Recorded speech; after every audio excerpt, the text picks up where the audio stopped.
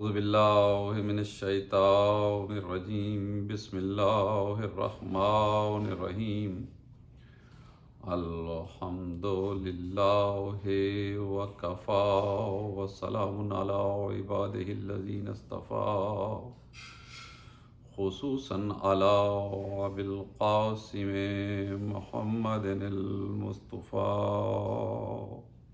اللہم صلی علی محمد وآل محمد ثم الصلاة والسلام على أهل بيته الطيبين الطاهرين الشرفاء الذين أذهب الله عنهم الرجس وطهرهم تطهيرا اللهم صل على محمد وآل محمد ولعنة الله على أعدائهما من يومنا هذا إلى يوم الجزاء ما بعد فقد قال اللہ تبارک و تعالی فی کلامہ المجید وہو قولہ الحق بسم اللہ الرحمن الرحیم کتب علیکم الصیام کما کتب علی الذین من قبلکم لعلکم تتقون صلوات بآواز بلند اللہم صلی علی محمد وآل محمد۔ عزیزان گرامی، ماہ رمضان جس میں روزے واجب کیے گئے اس کی سلسلہ ایام امیر المومنین علیہ السلام کی مجلس مجھے خواجہ صاحب نے کہا نوروز چینل کے لیے تو چند دقیقیں مجھے آپ کے سامنے یہ ریکارڈ کی ہوئی مجلس پیش کرنا ہے۔ ریکارڈنگ کروا رہا ہوں تاکہ یہ پیغام آپ تک پہنچے اور میں بھی اس کار خیر اور اس عبادت میں شامل ہو جاؤں۔ خصوصیت کے ساتھ یہ ماہ رمضان المبارک ہے اور رمضان کی فضیلتیں یقیناً آپ لوگ اس سے فیضیاب ہو رہے ہیں۔ زیادہ سے زیادہ عبادت کو کمال تک پہنچانے والا مہینہ ہے۔ عجیب مہینہ ہے کہ جس مہینے میں عبادت تھوڑی کرو تو بھی ثواب زیادہ ملتا ہے۔ آیت قرآن کی ایک پڑھو ثواب پورے قرآن کو پڑھنے کا مل جاتا ہے۔ لوگ حیران ہو کے کہتے ہیں کہ یہ ایسا کیسے ہو سکتا ہے، یہ کون سا فارمولہ ہے کہ جناب تھوڑا سا قرآن پڑھا اور ثواب زیادہ مل گیا۔ تو دیکھیے کبھی کبھی زندگی میں ایسی مہلت ملتی ہے، ایسا ہوتا ہے۔ اگر آپ نے کہیں ایئرپورٹس وغیرہ پہ دیکھا ہو تو کہیں ایک بیلٹ چل رہی ہوتی ہے جس کے اوپر جب آپ چڑھ جاتے ہیں اور آپ اس پہ چلنا شروع کر دیتے ہیں تو آپ بھی چل رہے ہوتے ہیں، وہ بیلٹ بھی چل رہی ہوتی ہے اور آپ کی رفتار میں اس بیلٹ کی رفتار ایڈ ہوتی چلی جاتی ہے۔ تو اصل میں یہ عبادتوں کے ایئرپورٹس وغیرہ پہ جو لوگ انٹرنیشنل ٹریول کرتے ہیں انہوں نے یہ بہت دیکھا ہوگا۔ تو یہ عبادتوں کے کمال کا مہینہ ہے، عبادتیں اپنے کمال کو پہنچ رہی ہیں اور اس کمال کے عبادتوں کو پہنچانے میں اہتمام پروردگار یہ ہے کہ انسان تھوڑی سی بھی عبادت کرے، جستجو کرے تو خود بخود عبادتیں بڑھتی چلی جائیں۔ اسی سلسلے میں اتنی عبادت کو کمال تک پہنچانے کی روایات آئیں، اتنی آئیں کہ آیت اللہ دستغیب نے یہاں تک لکھا کہ اگر کوئی مومن روزہ رکھ کے سو جائے، یعنی کتنی حیرت کی بات ہے کہ مومن روزے کی حالت میں سو جائے تو اللہ اس کے سونے کو بھی عبادت میں شمار فرماتا ہے، اور صرف عبادت میں نہیں شمار فرماتا بلکہ اس کے سونے کی عبادت ایسے ہے جیسے ملائکہ تسبیح پڑھ رہے ہوں۔ یعنی ایک تو تسبیح ہے جو ہم جاگتے ہوئے پڑھتے ہیں، سبحان اللہ، اللہ اکبر، الحمدللہ، مختلف کلمات تسبیح اس میں پڑھتے ہیں اور ہم ان تسبیح کے کلمات کو پڑھتے ہیں تو جو پڑھنے والا زبان ہے وہ ہم گنہگاروں کی زبان ہے، خطا کاروں کی زبان ہے، لیکن جب سو رہا ہے تو اس کی سانس ایسے ہو جاتی ہے جیسے ملائکہ کی تسبیح چل رہی ہے، تسبیح ملائکہ میں تبدیل ہو جاتی ہے۔ العظمت للہ، یعنی عبادتیں اتنی بڑھ جاتی ہیں، تھوڑی سی عبادت بھی کرے انسان، اللہ اپنے قریب بلانا چاہتا ہے۔ یعنی اب میں کیا کہوں، اس کو بہت ساری مثالیں علماء نے دی ہیں، بیان کی گئی ہیں کہ یوں سمجھ لیجئے کہ ہر چیز آپ کے لیے جو ہے نا، جو آپ کے فائدے کی چیز ہے وہ سستی ہوئی بھی، زیادہ سے زیادہ آئیے اور پا لیجئے، زیادہ سے زیادہ آئیے اور پا لیجئے۔ بڑا محروم ہے وہ شخص جو ان ایام رمضان میں بھی عبادتوں سے محروم ہے۔ آگے پیچھے تو اپنی جگہ محرومی ہے، اس رمضان کے مہینے میں جہاں عبادتیں کمال تک پہنچتی ہیں، جہاں تھوڑی عبادت کا اجر زیادہ ہے، اگر انسان اس وقت بھی اپنی عبادت کی کیفیت کو اپنے آپ کو عبادت میں نہیں ڈھال سکتا اور عبادت نہیں کر سکتا تو پھر وہ محروم ہی محروم ہے۔ عزیزان گرامی، ایک چیز اور بڑی عجیب ہے کہ جب سو جاتا ہے نا کوئی انسان تو اس کی سونے کی کیفیت میں اس کا وضو ٹوٹ جاتا ہے، ظاہراً وہ عبادت کے قابل نہیں رہتا، لیکن اللہ اس کی وہ عبادت بھی قبول کرتا ہے۔ اب یہ فلسفہ ہے، اس پہ غور کیا گیا، اس پہ بحث کی گئی کہ آخر ایسی کیا بات ہے کہ عام حالات میں اگر کوئی سو رہا ہے تو وہ عبادت نہیں ہے، لیکن اگر روزے کی حالت میں سو رہا ہے تو عبادت ہے۔ تو کہا روزے دار کوئی خاص فضیلت حاصل ہے جو کسی کو حاصل نہیں۔ وہ یہ ہے کہ روزہ نماز میں ہو سکتا ہے آپ صرف کسی کو دکھا رہے ہو، نماز میں ہو سکتا ہے کوئی صرف اور صرف اوپر سے کر رہا ہو، اندر سے کوئی کسی اور ہی سوچ میں چلا جا رہا ہو، لیکن روزہ ایک ایسی کیفیت ہے جو روزہ دار ہمیشہ ایک ایمان کی بلندی پہ ہوتا ہے، یقین کی بلندی پہ ہوتا ہے۔ یعنی روزہ دار واحد ایک روزہ ہے کہ جس میں وہ یہ نہیں پرواہ کرتا کہ مجھے کوئی دیکھ رہا ہے یا نہیں دیکھ رہا ہے، وہ ہر کیفیت میں روزے میں رہتا ہے۔ یعنی گھر میں بیٹھا ہے، اکیلا بیٹھا ہے، تنہا ہے، گھر میں کھانے پینے کی چیزیں موجود ہیں، اس سے کہیے کھا لو، نہیں کھائے گا۔ کیوں نہیں کھاتے بھائی؟ کھا لو، کوئی نہیں دیکھ رہا، دروازہ بند کر لو، گھر میں کوئی نہیں ہے۔ کہا کوئی دیکھے نہ دیکھے، اللہ تو دیکھ رہا ہے۔ یہ جو کیفیت ہے نا، یہ صرف روزہ دار کی ہوتی ہے کہ وہ اپنی ہر شے کو، اپنی عبادت کو، اپنے چلنے پھرنے کو اس وقت تھوڑی سی دیر کے لیے ہی صحیح، لیکن یہ سوچ لیتا ہے کیفیت روزہ میں کہ کوئی دیکھے نہ دیکھے، اللہ دیکھ رہا ہے۔ اور عزیزو، یہی شے ہے جو اللہ چاہتا ہے کہ ہم میں پیدا ہو جائے، کہ جب کوئی نہیں دیکھتا اس وقت بھی اللہ دیکھ رہا ہوتا ہے۔ جب کوئی نہیں دیکھتا تو اللہ دیکھ رہا ہے۔ ہماری ہر لمحے کو اس کی پروردگار کی بارگاہ میں پیش ہونا ہے۔ میرے عزیزو یاد رکھو، یہ کیفیت جب آ جائے تو اس کیفیت کو کیفیت یقین کہتے ہیں۔ اب جب یقین کی کیفیت میں کوئی ہو اور وہ سو رہا ہو تو پھر اس کا سونا اتنا قیمتی ہو جاتا ہے، اتنا قیمتی ہو جاتا ہے، اتنا قیمتی ہو جاتا ہے کہ پھر وہ سونا اس کی اپنی عبادت نہیں رہتا، ملائکہ کی عبادت ہو جاتا ہے۔ یہ بات ہے گنہگاروں کے سونے کی، یہ بات ہے خطا کاروں کے سونے کی۔ اور اگر کبھی کوئی حقیقی یقین والا، جس کا یقین اتنا بلند ہو کہ وہ یہ کہے کہ اگر میرے سامنے سے وحدانیت کے پردے ہٹا دیے جائیں تو بھی علی کے یقین میں ذرہ برابر نہ اضافہ ہوگا نہ کمی ہوگی، اگر کبھی وہ سو جائے اس یقین کی کیفیت میں تو پھر یقیناً وہ جب اٹھے گا تو وہ من الناس من یشری نفسہ ابتغاء مرضات اللہ کا مالک بن کے اٹھے گا۔ صلوات اللہم صلی علی محمد وآل محمد۔ میرے عزیزو، مختصر گفتگو ہے اور میں اس کیفیت میں پڑھنے کا اتنا عادی نہیں ہوں، لیکن آپ جانتے ہیں یہ کرونا کی وجہ سے جب سے یہ معاملات ایسے ہوئے ہیں، ہمارے عزا خانوں کی، ہماری مسجدوں کی، ہمارے عبادت گاہوں کی، ہمارے امام بارگاہوں کی رونقیں ختم ہو گئی ہیں، اور یہ سب کچھ ہمیں آن لائن کرنا پڑ رہا ہے۔ تو چونکہ آن لائن کا سلسلہ چل پڑا ہے تو میں بھی آن لائن تھوڑی سی تقریر اپنا حصہ ملانے کے لیے کر رہا ہوں، لیکن ایک بات یاد رکھیے گا کہ عبادت ہر لحاظ سے عبادت ہوتی ہے، اور عبادتوں میں یقین سب سے اہم ہوتا ہے۔ عبادت کوئی کسی بھی انداز میں کر رہا ہو، اگر بے یقینی میں کر رہا ہے تو اس عبادت کی کوئی حیثیت نہیں ہے۔ یہ یقین ہے، اور یہ یقین جب کسی کو میسر آ جاتا ہے نا تو اللہ کو وہ بڑا پیار ہو جاتا ہے۔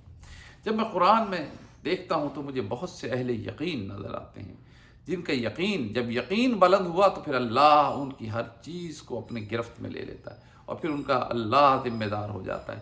یعنی ابھی اسلام کی بات بھی نہیں ہے، قبل از اسلام ایسی شخصیات نظر آتی ہیں ہمیں۔ معصوموں پہ گفتگو نہیں، معصومین پہ گفتگو نہیں کر رہا ہوں، غیر معصومین پہ گفتگو کر رہا ہوں اس وقت۔ یعنی یہ چیزیں قبل اسلام نظر آتی ہیں کہ اگر دربار دقیانوس میں بیٹھے ہوئے 6 اس کے مشیر حق کو پالیں، یعنی ان کے پاس کچھ نہیں ہے، نہ ان کے پاس وحی ہے، نہ ان کے پاس الہام کی بات ہے، نہ ان کے پاس کتاب ہے، نہ شریعت ہے، نہ کوئی پیغمبر آیا، نہ کوئی ولی آیا، انہوں نے خود اللہ کو پہچانا، اور جب اللہ کو پہچان لیا اور کیفیت یقین میں آ گئے تو بس پھر اللہ نے پھر ان کا ساتھ نہیں چھوڑا، اللہ نے پھر ان کو نشانی بنا دیا، اللہ نے پھر ان کو علامت بنا دیا پوری دنیا کے لیے کہ دیکھو جب یقین کی کیفیت میں کوئی آ جاتا ہے تو پھر اس کا یقین اس کو انعام اور جزا کے قابل بنا دیتا ہے۔ کیا ہوا؟ انہوں نے چھوڑ دیا دقیانوس کی شاہی کو، چلے رستے میں چرواہا ملا، چرواہا اور اس کا کتا بھی ساتھ ہو گیا. اور حیرت کی بات ہے قبلہ، یہاں پہ بڑی حیرت کی بات ہے کہ یہ اس کا نظام ہے، یہ نظام تکوین ہے. اس کو سمجھنا اتنا آسان نہیں ہے. یہ سب بڑی مشکل گفتگو ہے اور اس کی تفصیلات بڑی تسلی سے بیٹھ کے بیان کرنے والی ہیں. اس پر گفتگو بڑی تسلی سے ہونے والی ہے، لیکن عبادت ہو رہی ہے. بہرحال کسی حد تک اس کو علامتاً یوں سمجھ لیجئے کہ جب انہوں نے حق کو پا لیا تو وہ اب چلے، اب جو چلے تو اب اللہ کی نشانی بن کے چلے. اب اس طرح سے بن کے چلے کہ اب اللہ نے عبرت اور اللہ نے نشانی بنایا انہیں، اور ایسی نشانی بنایا کہ جس کے لیے قرآن نے کہا ام حسبتم انا اصحاب الکہف والرقیم کانوا من آیاتنا عجبا. کیا تم سمجھتے ہو کہ وہ سب سے عجیب آیتیں ہیں؟ یعنی یہ ایک سوالیہ نشان ہے، اس کی علیحدہ گفتگو ہے کہ اس سے بھی بڑی نشانیاں ہیں. تو عزیزو یہ چلے، اور جب چلے تو ایک کتا جو اس کے ہمراہ تھا، انہوں نے کہا یہ تو شور مچائے گا، کیونکہ کتے کی فطرت میں تو شور مچانا ہوتا ہے. کتا تو شور مچائے گا اور ہم جہاں چھپیں گے یہ بتا دے گا. تو انہوں نے اس کو پتھر مار کے بھگانا چاہا. تو تاریخ کہتی ہے، تفسیریں بتاتی، مفسرین نے لکھا ہے کہ اس کتے نے فوری طور پہ بالکل صاف زبان، ان کی جو زبان تھی اس میں کہا کہ دیکھو لا الہ الا اللہ، میں اللہ کی گواہی دیتا ہوں، اور میں گواہی دیتا ہوں کہ اللہ حق پر ہے، اللہ حق ہے، اور میں گواہی دیتا ہوں کہ میں تمہارے ساتھ رہوں گا اور میں تمہاری حفاظت کروں گا، میں تمہیں دشمنوں سے بچاؤں گا. تب اس نے یہ وعدہ کر لیا اور یہ یقین ظاہر ہو گیا. تو اب وہ اصحاب کہف کے ساتھ چلا. وہ غار میں ہے، کتا ہے، لیکن چونکہ غار میں کتے نے اپنی فطرت کو بدل لیا. کتے کی تو فطرت میں بات بات پہ بھونکنا ہے، لیکن اس نے بجائے بھونکنے کے خاموشی اختیار کر لی. تو چونکہ خاموشی اختیار کر لی تو اللہ کو اتنا پسند آیا، کہا چاہے کتا ہے لیکن تمام جانوروں میں یہ بھی ایک وہ جانور ہے جو جنت میں جائے گا. صلوات ذرا محمد و آل محمد پڑھیے مل کر ایک مرتبہ. اللہم صلی علی محمد و آل محمد. عزیزان گرامی، یہ بات شروع کرنے کا مقصد ایک چھوٹی سی روایت آپ تک پہنچانا ہے. یعنی یہ اصحاب کہف کا واقعہ میں نے اشارہ کیا، ذہنوں میں آ گیا کس طرح سوئے، پھر اس میں غار میں سوئے رہے، پھر اٹھے. اس پر اس وقت گفتگو نہیں کر رہا ہوں، بس یہ یہاں تک گفتگو کرنے کے بعد یہ اصحاب کہف کا واقعہ، پوری سورہ کہف موجود ہے قرآن مجید میں، اس کی پوری تفصیل موجود ہے. سنی شیعہ تمام لوگ اس کو پڑھتے ہیں اور اس کو اللہ کی عجیب نشانیوں میں سے ایک نشانی کہتے ہیں. میں حیران ہوں مسلمان اس کو پڑھتے ہیں کہ اللہ نے قرآن میں کہا ہے کہ ہم انہیں کروٹ بھی دلواتے ہیں اور یہ زندہ ہیں. سب مان لیتے ہیں کہ یہ زندہ ہیں. کب سے زندہ ہیں؟ یہ جناب عیسیٰ علیہ السلام سے بھی پہلے سے زندہ ہیں. یہ آج کے زندہ نہیں ہیں، جناب عیسیٰ علیہ السلام سے قبل زندہ ہیں. یعنی جناب موسیٰ کے بعد اور جناب عیسیٰ سے پہلے ان کا واقعہ موجود ہے. اس وقت سے آج تک زندہ مانتے ہیں مسلمان. حیران ہوں مسلمانوں پر. اصحاب کہف اگر زندہ رہیں تو مسلمانوں کو کوئی تکلیف نہیں ہوتی، اور اگر میرا مولا زندہ رہے اور میرے مولا کی زندگی پہ گفتگو آئے تو کہتے ہیں کوئی کیسے اتنی لمبی زندگی پا سکتا ہے. بھائی جو اللہ اصحاب کہف کی زندگی عطا کر سکتا ہے، جو کہ نہ معصوم ہیں، نہ کسی کے وصی ہیں، نہ کسی کے ولی ہیں، نہ نظام کائنات میں ان کا کوئی دخل ہے، اس کے باوجود اللہ انہیں زندگی دے سکتا ہے، تو جو میرے نبی کا وصی ہے اور جسے قیامت تک اس دنیا کے نظام کو قائم رکھا ہوا ہے، کیوں نہ اللہ اس کو طویل زندگی عطا فرمائے. صلوات امام زمان کی ذات بلند واسطے اللہم صلی علی محمد و آل محمد وعجل فرجہم. عزیزان گرامی، ایک دو نہیں، میرے پاس بہت سی کتابیں اس وقت موجود ہیں. تفسیر کی کتابوں میں یہ لکھا گیا، تفسیر نور الثقلین میں ہے اس کی تفصیل، اور تفسیر اس کے علاوہ مقبول حسین دہلوی صاحب نے اپنے ضمیمے میں لکھا ہے، تفسیر برہان میں ہے، اور بہت ساری تفاسیر میں موجود ہے کہ ایک شخصیت ہے تاریخ اسلام کی جس کا نام انس ہے. انس ابن مالک صحابی رسول تھے، لیکن آنکھوں سے اندھے ہو گئے تھے، چہرے پہ سفید داغ پڑ گئے تھے برس کے، اور اس کے علاوہ بیمار رہتے تھے. اتنے بیمار تھے کہ پھر روزہ نہیں رکھ سکتے تھے. ان سے کسی نے پوچھا، کہا اے انس یہ کیا ہوا تمہیں، اتنے بیمار کیوں ہو گئے؟ تو انہوں نے کہا مجھ پہ امیر المومنین علی ابن ابی طالب کی بد دعا کا اثر ہے. کیا ہوا تمہیں، کیسے بد دعا دی علی نے؟ کہا علی نے بد دعا ایسے دی अब इन्होंने पूरी रिवायत बयान की, जो रिवायत मौजूद है, किताबों में मौजूद है, इसी तरह जिस तरह पढ़ी है उस तरह आप तक पहुंचा रहा हूं। कहा एक दिन जनाब रसूल खुदा के पास एक कालीन लाया गया, तोहफे के तौर पे कहीं से कालीन आया। जनाब अमीरुल मोमिनीन ने कालीन बिछवा दिया, जनाब रसूल खुदा ने कालीन बिछवा दिया, और कालीन बिछवा के मुझे नाम लिए, कुछ 8 अफराद के नाम लिए, नाम मौजूद है मेरे पास, मैं बयान नहीं करना चाहता इस वक्त, और उनसे कहा कि जाओ जाके इन लोगों को बुला के लाओ। उन सबको बुलवाया, मैं गया, मैं जब सबको बुला के लाया, उन सब से जनाब रसूल खुदा ने कहा कालीन पे बैठ जाओ। वो बैठ गए। अमीरुल मोमिनीन अली इब्न अबी तालिब वहाँ मौजूद थे, उनसे कहा तुम भी बैठ जाओ, वो भी बैठ गए। फिर मुझे कहा तुम भी बैठ जाओ, मैं भी बैठ गया।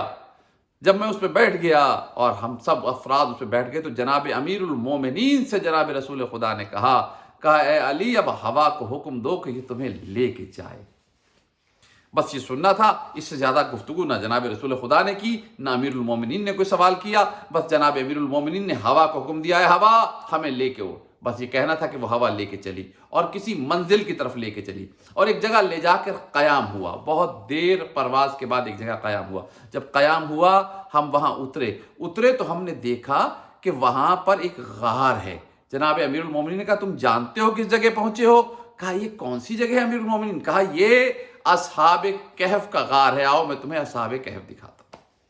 ये कह के जनाब अमीरुल मोमिनीन असहाबे कहफ के उस गार के अंदर गए और जो देखा तो वहाँ पर ये अफराद सोए हुए थे।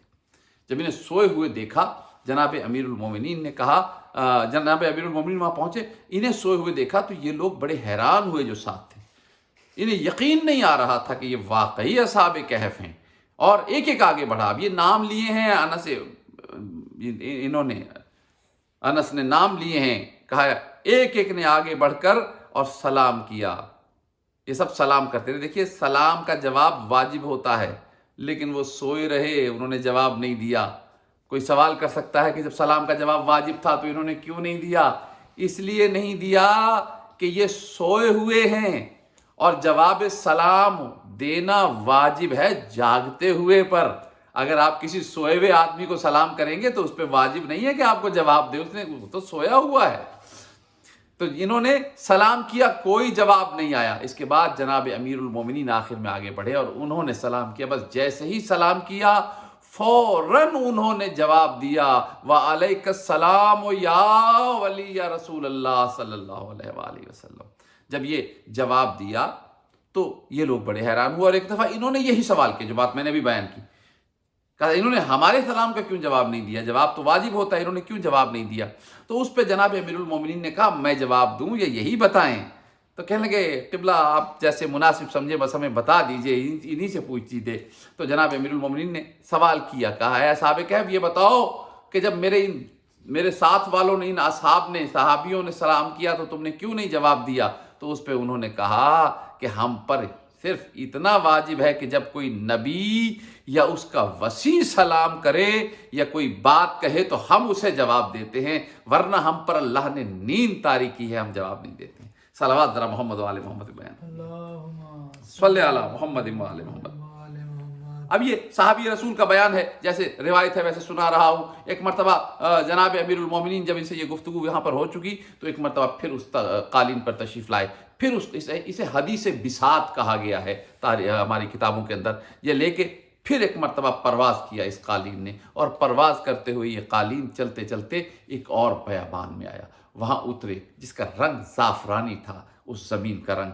वहाँ पे जनाब अमीरुल मोमिनीन अलैहिस्सलाम ने क़याम किया और क़याम करने के बाद कहा यहाँ तुम अपनी नमाज वगैरह पढ़ लो। सब ने नमाज़ें पढ़ी। जनाब अमीरुल मोमिनीन देर तक वहाँ नमाज़ पढ़ते रहे, देर तक नमाज में मशगूल रहे। तो काफ़ी देर हो गई तो उसके बाद कहा आधी रात के करीब जब हो गई तो कहा आओ अब वापस चलते हैं और देखो हम इंशाअल्लाह सुबह की नमाज पूरी नहीं तो आधी ही सही रसूल खुदा की इख्तिदा में अदा करेंगे। ये कह के दोबारा कालीन पे बैठे, परवाज़ किया कालीन ने। अब जो पहुँचे ये मस्जिद नबवी में तो सुबह की नमाज हो रही थी और जनाब रसूल खुदा दूसरी रकत में थे, ये उसमें जाके शामिल हुए। नमाज ख़त्म हुई। जब नमाज ख़त्म हुई तो अब ये सहाबी रसूल कहते हैं कि मैंने रसूल खुदा की तरफ देखा, रसूल खुदा ने मुझे देखा, कहा ए अनस ये बताओ कि तुम सफ़र के हालात बताओगे या मैं तुम्हें बताऊं? तो इन्होंने कहा या रसूल अल्लाह आप ही बता दीजिए। जब ये कहा तो जनाब रसूल खुदा ने ایک ایک بات بتانی شروع کی سفر کی. اور یہ جملے ہیں کتاب کے کہ انس نے کہا کہ میں حیران تھا، رسول خدا ایسے تفصیل بیان کر رہے تھے جیسے وہ ہمارے ساتھ اس سفر میں رہے ہوں ہر لمحے میں. اللہم صلی علی محمد و آل محمد. جب یہ بات جناب رسول خدا تفصیل سنا چکے تو اس کے بعد کہا اے انس، میں نے تجھے یہ بات اس لیے کہی ہے اور دکھائی ہے کہ کوئی وقت آئے گا جب میرا بھائی علی تجھ سے گواہی طلب کرے گا. جب تجھ سے گواہی طلب کرے تو تو گواہی کو چھپانا نہیں. گواہ اس نے کہا یا رسول اللہ بالکل نہیں چھپاؤں گا، جو دیکھا ہے صاف صاف بیان کروں گا. اور یہ کہنے کے بعد وقت گزر گیا، حالات گزر گئے، رسول خدا دنیا سے پردہ کر گئے. ثقیفہ کا واقعہ ہو گیا. ایک وقت آیا جب یہ کسی کے پہلو میں بیٹھا ہوا تھا اور جناب امیر المومنین گئے اور جناب امیر المومنین نے جا کے مخاطب کیا، کہا اے انس یاد ہے تجھے رسول خدا نے کہا تھا کہ حدیث بساط کی اس واقعہ کی جس میں اصحاب کہف کے پاس ہم گئے تھے گواہی دینا، بتا ذرا وہ کیا واقعہ ہوا تھا. جب یہ کہا تو یہ کہنے لگا یا علی میں تو بوڑھا ہو گیا، میری تو یادداشت کام نہیں کرتی، مجھے تو کچھ یاد نہیں رہا. جب اس نے یہ کہا تو اس وقت جناب امیر المومنین نے کہا کہ اگر تو جھوٹ بول رہا ہے تو خدا تجھے اندھا کرے اور تیرے چہرے کو سفید داغوں سے داغدار کرے اور تجھے بیماریوں میں مبتلا کرے.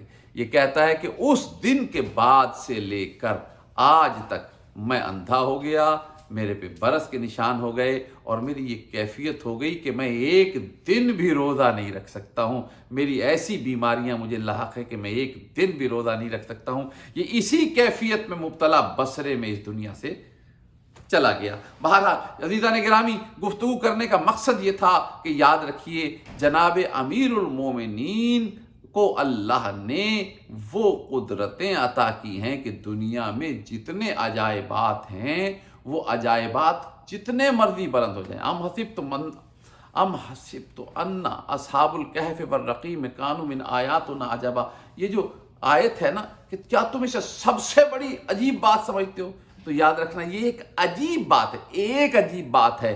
اور علی اسے کہتے ہیں جو مظہر العجائب ہو. ناد علی مظہر العجائب، یہ مظہر العجائب ہے جس کا نام حیدر کرار ہے. صلوات بآواز بلند اللہم صلی علی محمد و آل محمد. مظہر العجائب ہے، ہر شے پہ قابو ہے، ہر شے پہ قدرت ہے، ہر شے اپنے قبضے میں ہے. اس کے باوجود صرف چہروں سے پردہ اٹھانا مقصود تھا. انس سے گواہی نہیں لی تھی، مقصد تو یہ تھا کہ گواہی نہیں دے گا تو اس کا اندر کھل کے سامنے آئے، پتہ چلے اس کا کہ یہ کتنا بڑا منافقت کر رہا ہے. بس عزیزان گرامی، علی تمام تر طاقتوں کے ساتھ جس چیز کے لیے سدا دعا کرتے رہے، ایک دعا جو جناب امیر المومنین نے کی، ہمیشہ جناب امیر المومنین مانگتے رہے اللہ سے کہ پالنے والے مجھے ایک بیٹا عطا کر، مجھے ایک بیٹا عطا کر. اور یہ خواہش کا اظہار ہوا جب جناب عقیل سے یہ بات کی، کہا ایک ایسا خاندان ہو جہاں سے مجھے ایسا بیٹا عطا ہو، میں شادی کروں تو مجھے ایک ایسا بیٹا عطا ہو جو میری طرح کا شجاعت رکھنے والا ہو، جو ایسے حسین کے ساتھ رہے کربلا میں جیسے میں رسول کے ساتھ ساتھ رہا. العظمت للہ، یعنی وہ وقت کے محمد کے ساتھ ہی علی تھے. اور الحسین منی وانا من الحسین، 61 ہجری کا محمد کا نام امام حسین علیہ السلام، کہا بھی ان کے ساتھ کوئی رہے. تو دعائیں جس کے لیے مانگی علی جیسے بادشاہ نے، اس کا نام عباس ہے. جناب قمر بنی ہاشم عباس ابن علی، یعنی وفاؤں کا نمونہ ہے. وفا کا ایسا بادشاہ ہے کہ لفظ وفا عباس کے بغیر مکمل ہی نہیں ہوتا. جب تک ذکر عباس نہ کر دیا جائے وفا بیان ہی نہیں کی جا سکتی ہے. ایسا زبردست شاہکار وفا ہے عباس. جناب عباس علیہ السلام وفا کی شاہکار. صلوات جناب قمر بنی ہاشم پر پڑھ دیجیے گا. اللہم صلی علی محمد و آل محمد. جناب قمر بنی ہاشم وہ عظیم شخصیت ہیں عزیزان گرامی، جنہوں نے وفا دنیا کو سمجھائی، بتائی وفا، سمجھ آئی کہ وفا کہتے کسے ہیں، وفا کس چیز کا نام، یعنی جو حسین نے کہہ دیا. اور یہ کمال ہے جناب ام البنین کا. کیسے ہو سکتا ہے کہ جناب عباس کا ذکر کروں اور جناب ام البنین کا نہ کروں؟ یہ تربیت جناب ام البنین تھی. 4 بیٹے تھے جناب ام البنین کے، لیکن دنیا کو صرف ایک ہی بیٹے کا نام پتا ہے. اس لیے کہ جناب ام البنین نے تربیت ایسی کی تھی کہ سب بیٹوں کا کردار تحلیل ہو گیا تھا کردار عباس میں. یہ تربیت ام البنین کا کمال تھا. کربلا جناب قمر بنی ہاشم کے دم سے کربلا ہے. کربلا میں ہر کوئی قمر بنی ہاشم کی طرف نظر کی. یعنی عجیب بات ہے، جناب زینب ہیں تو ان کا مان اگر نظر آتا ہے تو عباس نظر آتا ہے. خود امام حسین علیہ السلام ہے، ان کا مان نظر آتا ہے تو جناب عباس علیہ السلام نظر آتے ہیں. وہ عباس جو وفا کا شاہکار، یعنی جو حسین نے کہہ دیا وہ عباس نے کر دیا. یہ ممکن نہیں ہے کہ ذرا سی کوئی بات مشیت امام حسین کے سے ادھر ادھر ہو جائے. جس طرح جناب امیر المومنین نے وہی جو رسول چاہتے تھے وہ علی کرتے تھے، اسی طرح جو حسین چاہتے تھے وہ عباس کرتے تھے. میں ایک جملے کی طرف متوجہ ہوں، اللہ کرے میں وہ جملہ سمجھا سکوں، وہ بات بیان کر سکوں. کون عباس؟ وہ عباس جس کی وفا کا یہ انداز تھا کہ اس کے بغیر بہنوں کو سکون نہیں، اس کے بغیر بھائی کو سکون نہیں، اس کے بغیر اس خاندان کے کسی فرد کو سکون نہیں. یعنی علی اکبر ہے تو ان کی نظر عباس پہ ہے. قمر بنی ہاشم ایسی شخصیت ہے. اگر قاسم ہیں تو جناب عباس، اون و محمد ہیں تو جناب عباس پہ نظر. سوائے امام حسین کے جتنے بنی ہاشم اس وقت یہاں موجود ہیں سب شاگرد ہیں جناب عباس کے. لیکن جناب عباس کو ایک عہدہ دیا گیا کربلا میں کہ علمدار بنایا گیا. اور علمدار ایسا بنایا گیا کہ آج تک جب علم کا ذکر آتا ہے نا تو علی کا نام نہیں آتا ساتھ میں، حالانکہ علی بھی علمدار ہے، جعفر بھی علمدار ہے، حمزہ بھی علمدار ہے. لیکن بس ادھر علم آیا، ادھر علمدار کا نام آیا، ادھر عباس کا نام ذہنوں میں آ گیا. یہ ایسا کمال عباس کو عطا ہوا. جناب قمر بنی ہاشم نے جب بھی آ کے اجازت مانگی کہ مولا مجھے اجازت دیجیے میں جنگ کے لیے جاؤں، تو امام حسین علیہ السلام نے ایک جملہ کہا کہ عباس تم کیسے جنگ پہ جا سکتے ہو، تم تو علمدار لشکر ہو، کبھی علمدار بھی جنگ کرنے جاتا ہے. خاموش ہو جاتے تھے. پھر تھوڑی دیر کے بعد ایک ایسا وقت آیا کہ جب آ کے وہی جملہ دہرایا، کہا مولا مجھے اجازت دیجیے. امام نے بھی وہی جملہ دہرایا، کہا عباس تم علمدار لشکر ہو. بس دائیں اور بائیں دیکھا اور ایک مرتبہ گردن کو جھکا دیا اور گردن جھکا کے کہا مولا وہ لشکر اب کہاں ہے جس کا میں علمدار تھا، اب وہ لشکر کہاں ہے جس کا میں علمدار تھا. عزیزان گرامی، اجازت تو نہیں ملی جنگ کرنے کی. البتہ ایک ایسا موقع آیا کہ جناب سکینہ نے اپنی مشق حوالے کی اور کہا کہ چچا پانی کا بندوبست کیجیے، پانی کا، میرا بھائی اصغر نہیں بچتا. اب جب جانے لگے تو ایک مرتبہ امام حسین علیہ السلام نے کہا عباس جا رہے ہو؟ عباس پانی کی سبیل کرنی جا رہے ہو نا؟ عباس تم کوئی جنگ کرنے تو جا نہیں رہے ہو، یہ تلوار رکھتے جاؤ، جوشن رکھتے جاؤ، تیر کمان رکھتے جاؤ. فقط ایک نیزہ لے جانے کی اجازت دی تھی. کہا عباس یہ سارے ہتھیار رکھتے جاؤ. قمر بنی ہاشم نے تعمیل حکم کی، ہر چیز رکھ دی، چلے. ایک مرتبہ جناب زینب نے پیچھے سے دیکھا اور کہا عباس، تڑپ کے آئے بی بی کے پاس، سر جھکا کے سلام کیا. کہا بی بی جا رہا ہوں. کہا عباس جا رہے ہو؟ کہا ہاں بی بی. کہا عباس اتنے رنجیدہ ہو کے کیوں جا رہے ہو؟ العظمت للہ. دیکھیے بہن بھائی کے مزاج اتنے ملتے ہیں کہ بہن نے صرف بلایا نہیں ہے، جانتی ہیں کہ بھائی اس وقت رنجیدہ ہے اور بھائی جا رہا ہے، اب دوبارہ ملاقات نہ ہوگی۔ ایک مرتبہ بلا کے پوچھا رنجیدہ کیوں ہو؟ تو عباس نے ایک جملہ کہا جو میرے آقا و مولا کا حکم ہے میں اس کی تعمیل میں کوئی کمی نہیں کر سکتا، لیکن میں صرف یہ سوچتا ہوں کہ کیا روئے زمین پہ کوئی مجھ سے بھی بڑا مجبور گزرا ہوگا؟ کیا میرے سے زیادہ بھی کوئی مجبور ہوگا جسے کسی عالم میں جنگ کرنے کی اجازت ہی نہیں مل رہی ہے؟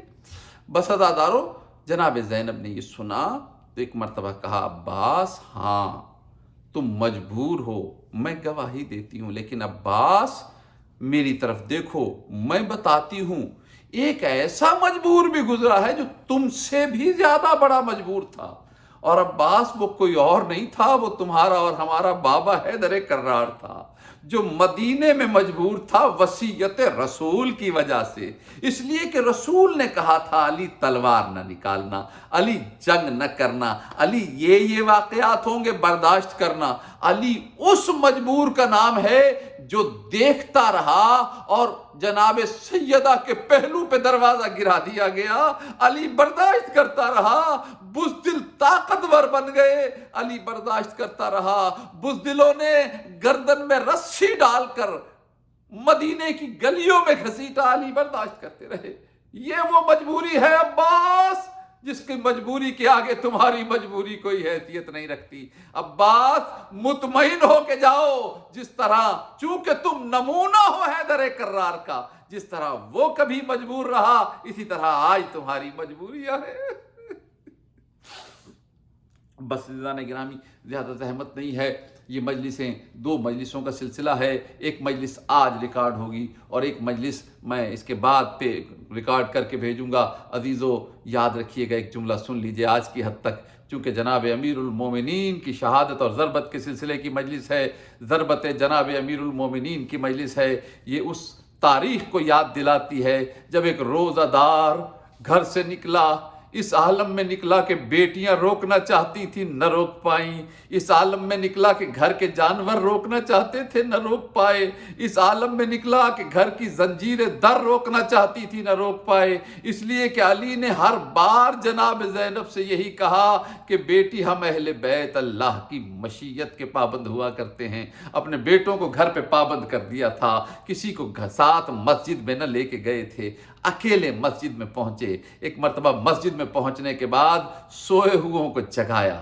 وہ ملعون عبد الرحمن ابن ملجم الٹا لیٹا ہوا تھا، اپنے نیچے اس نے تلوار کو چھپایا ہوا تھا، ٹھوکر مار کے جگایا، جگا کے کہا اٹھ، جہاں سے چلا، جہاں سے تلوار خریدی، جہاں زہر میں بجھایا، میں علی سب جانتا ہوں، لیکن ہم اہل بیت کسی کو جرم کرنے سے پہلے سزا نہیں دیتے، اٹھ تو اپنا کام کر، علی اپنا کام کرتا ہے۔ یہ کہہ کے جناب امیر المومنین علیہ السلام محراب اذان میں آئے اور ایک مرتبہ آنے کے بعد اذان دینا شروع کی۔ علی نے اذان دی، تاریخ کہتی ہے کہ علی نے کچھ عجیب طرح کی اذان دی کہ کوفے میں ہر فرد نے علی کی اذان کو سنا، حتیٰ کہ ماؤں کی گود میں دودھ پیتے ہوئے بچوں نے علی کی اذان کو سنا، اور اذان کو سنا، بچے تک علی کی اذان سن رہے تھے جب، تو اللہ جانے زینب ام کلثوم نے کیسے اذان کو سنا ہوگا۔ عزیزو ہو سکتا ہے عجب نہیں ہے کہ ایک دوسرے سے کہا ہو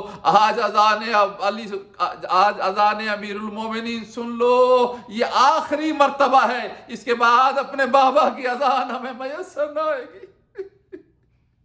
بس عزیزان گرامی، آخری جملے ہیں عزیزو، اذان دی، اذان کے بعد تعقیبات میں مصروف ہوئے، ایک مرتبہ لوگ جمع ہوئے، نماز میں مشغول ہوئے، سجدے میں سر رکھا، سجدے میں سر تھا، یا وہ ملعون، اس ملعون نے جس سے بڑا ملعون اس دنیا میں کوئی نہیں، شقی ترین شخصیت نے ایک مرتبہ ایک ہاتھ سے نہیں 2 ہاتھوں میں تلوار لینے کے بعد پوری طاقت سے علی کے سر پہ ضرب لگائی، سر پہ ضرب کا چلنا تھا، یا آسمان پہ کسی کے پھڑ پھڑانے کی آواز آئی، اور ایک مرتبہ ایک صدا بلند ہوئی، الآن قاتل امیرُ المومنین لقد تہدمت ارکان الہدیٰ قد قتل امیر المومنین، ارکان ہدا گر گئے، امیر المومنین قتل ہو گئے۔ عزادارو، اہل کوفہ نے گواہی دی ہے اس صدا کی، جس صدا کو سارے کوفے والوں نے سنا، اللہ جانے بیٹیوں نے کیسے سنا ہوگا، بیٹیوں نے کیسے سنا ہوگا۔ ایک مرتبہ دوڑی، اے حسن بھیا، اے حسین بھیا، اے عباس بھائی، دیکھنا تو صحیح، کوئی آواز دے کے کہہ رہا ہے ہم کوفے میں یتیم ہو گئے، ہم کوفے میں یتیم ہو گئے۔ بس عزادارو، دوڑتے ہوئے بیٹے جمع ہوئے، دوست جمع ہوئے، ایک مرتبہ آئے، جناب امیر المومنین کی پیشانی سے خون بہہ رہا تھا۔ حسن بیٹا پہلے نماز مکمل کراؤ۔ نماز مکمل ہوئی، ایک مرتبہ ایک چٹائی لائی گئی، جناب امیر المومنین کو چٹائی پہ لٹایا گیا۔ چٹائی پہ لٹانے کے بعد بیٹوں نے ایک مرتبہ اٹھایا، ایک چاروں طرف سے بیٹوں نے اٹھایا، اٹھا کے بیٹے لے کے چلے۔ عزیزان گرامی، ابھی گھر کی طرف لے کے جا رہے تھے بیٹے، حالت کیا تھی کہ ایک طرف سے حنفیہ نے اٹھایا ہوا تھا، ایک طرف سے حسن نے پکڑا ہوا تھا، ایک طرف سے حسین نے پکڑا ہوا تھا، ایک طرف سے جناب عباس نے پکڑا ہوا تھا۔ بیٹے بابا کو اٹھا کے لے کے جا رہے تھے، ابھی چند قدم چلے ہوں گے، یا ایک مرتبہ میرے مولا امیر المومنین نے آنکھوں کو کھولا، آواز دے کے کہا مجھے کس کس نے اٹھایا ہوا ہے، کس کس نے اٹھایا ہوا ہے۔ ایک طرف سے آواز آئی، بابا میں آپ کا بیٹا حسن ہوں۔ ایک طرف سے آواز آئی، بابا میں آپ کا بیٹا محمد حنفیہ ہوں۔ ایک طرف سے آواز آئی، بابا میں آپ کا بیٹا عباس ہوں۔ ایک طرف سے آواز آئی، بابا میں آپ کا بیٹا حسین ہوں۔ جیسے ہی آواز حسین آئی، امیر المومنین نے کہا، ارے میرے بیٹوں سب مجھے اٹھائیں، لیکن میرے بیٹے حسین تو زحمت نہ کر، مجھے کوئی اور اٹھا لے، حسین نہ اٹھائے۔ ایک مرتبہ تڑپ کے کہا، بابا میں کیوں نہ اٹھاؤں؟ کہا حسین سب کے جنازے اٹھانے والے ہوں گے، تیرا جنازہ اٹھانے والا کوئی نہ ہوگا، حسین تو یہ زحمت نہ کر۔ العظمت للہ۔ بس عزیزان گرامی، ختم ہو گئی مجلس۔ ایک جملہ اور سنیں، چلے لے کے، ابھی گھر دور تھا، راوی کہتا ہے ابھی گھر دور تھا، ابھی دروازے تک نہیں پہنچے تھے، مولا کے ساتھی ہمراہ ہیں، سب ساتھی ہمراہ ہیں۔ ایک مرتبہ جناب امیر المومنین نے آواز دی، حسن بیٹا، حسن بیٹا، میرے ساتھیوں سے کہو اپنے اپنے گھروں کو چلے جائیں، اپنے اپنے گھروں کو چلے جائیں، ان کا بہت شکریہ، انہوں نے میرا بہت ساتھ دیا۔ جناب امام حسن نے کہا کہ بابا کہہ رہے ہیں سب لوگ اپنے گھروں کو چلے جائیں، اس کے آگے کوئی نہ جائے۔ سب لوگ ہاتھ جوڑ کے کھڑے ہو گئے، کہنے لگے مولا ہم آپ کو دروازے تک بھی چھوڑنے نہ جائیں، کیسے ہو سکتا ہے اس زخمی کیفیت میں یہیں سے چلے جائیں، مولا ہمیں کم سے کم گھر کے دروازے تک کی تو اجازت عطا فرمائیے۔ بس عزادارو یہ سننا تھا، یہ کہا حسن بیٹا ان سے کہہ دو میرے گھر کے دروازے پہ زینب ام کلثوم کھڑی ہوگی، ہو سکتا ہے وہ اونچی آواز میں تڑپ جائیں، اونچی آواز میں رونے لگیں۔ علی کی غیرت گوارا نہیں کرتی کہ علی کی بیٹیوں کی آواز باہر نکلے اور علی کے صحابی وہ آواز سنیں۔ میں کہوں گا مولا یہی زینب ام کلثوم ہوگی، کوفہ و شام کے بازار ہوں گے۔ آخری جملہ، بس عزیزان گرامی آج کی حد تک آخری جملہ، گفتگو باقی پھر صحیح انشاءاللہ زندگی رہی تو۔ عزیزان گرامی آخری جملہ سنیں، یہ جملے علامہ رشید ترابی مرحوم پڑھا کرتے تھے کہ جناب امیر المومنین نے 21ویں کی شب میں ایک وصیت کی، اور جب وصیت کرنے لگے تو پہلے اپنے تمام اولاد کو جمع کیا، کہا سب کو جمع کیا جائے۔ جب سب جمع ہو گئے تو پھر آوازیں دے کے پوچھا کون کون آ گیا ہے، آوازیں دی، حسن جی بابا موجود، حسین موجود ہوں، حنفیہ موجود ہوں، عباس موجود ہوں، ام البنین موجود ہوں، رقیہ موجود ہوں، زینب موجود، سب کے نام لے کے پوچھا۔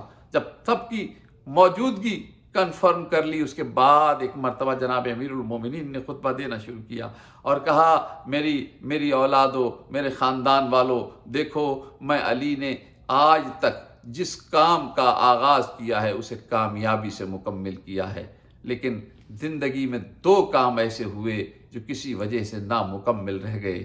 ایک خطبہ دے رہا تھا، کسی نے درمیان میں سوال کر لیا اور وہ خطبہ نامکمل رہ گیا۔